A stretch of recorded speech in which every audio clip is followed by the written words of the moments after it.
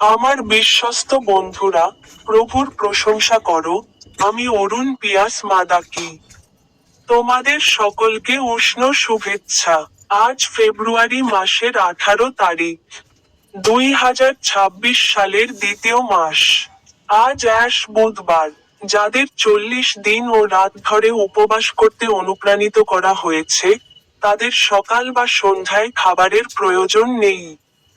তিনি তার বাইবেলের একটি পদের উপর কথা বলেছেন, যিশাই 58 অধ্যায়ের 6 নং পদ্মে তিনি বলেছেন, এটি কি সেই উপবাস নয় যা আমি বেছে নিয়েছি, অন্যায়ের জোয়াল মুক্ত করা, নিপীড়িতদের মুক্ত করা এবং প্রতিটি জোয়াল টুকরো টুকরো করে ভেঙে ফেলা?